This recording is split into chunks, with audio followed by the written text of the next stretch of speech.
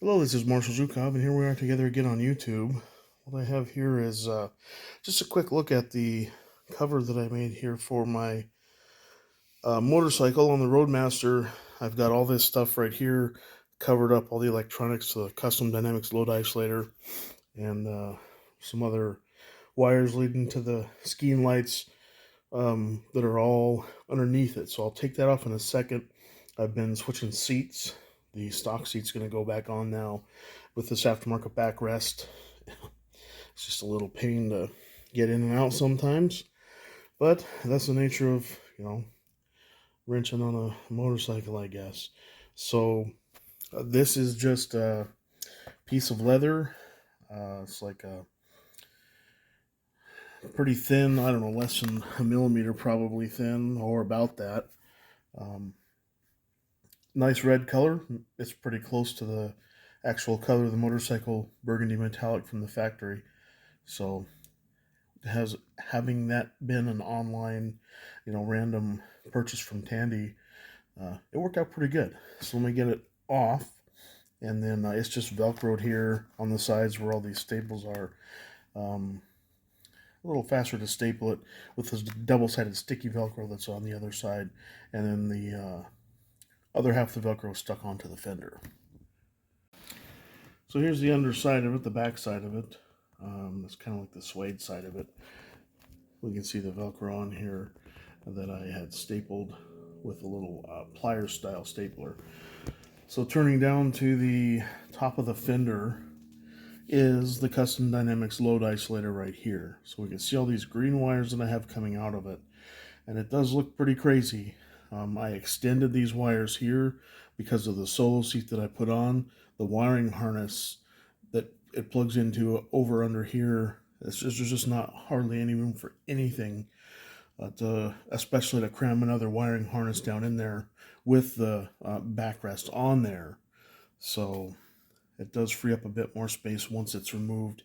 So I'm going to try another seat. We'll see what happens in the future with that. But the video is going to cover the Custom Dynamics load isolator, so I had put some more Velcro on the bottom of this. So it's got like a rubbery bottom on the bottom of it, so the Velcro doesn't stick very well to it. So I have it stuck up here on the sides, on the front and the back, I guess, or the top or the bottom, if you will. And then I wrapped one around down the center to where you can still see all of the input codes and information on there. So everything from over here where you plug it in comes right into the back of the load isolator, let's just say, for example, and then everything that you want to add or the accessory lighting goes on this side.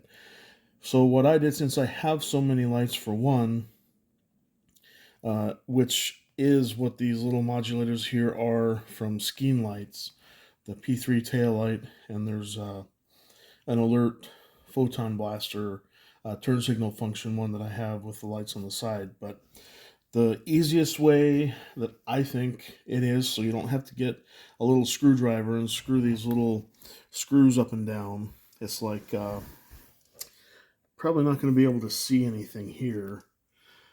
See if I can get the light in maybe a little bit between all the shadows and stuff.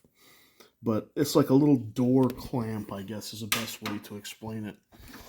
That, like an alligator mouth, I guess, just comes down and clamps it down and holds the wires in place inside there.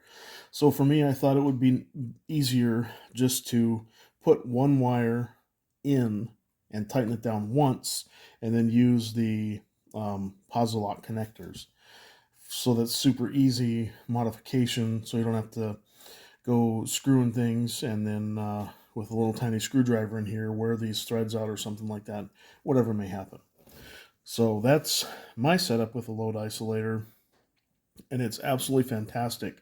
There's actually a couple of these where I have more than one wire that comes out of a port, and since the lights take so little current to operate them, it's not any kind of an overload. I think it's a I'd have to go look and see what the amperage rating is on this, but it's pretty high, so anything you're going to put on it's probably not going to trip it or kick it or anything like that. It does have an inline fuse. That's our inline fuse over here for it, and it's also attached to my fuse block that I've got installed over here.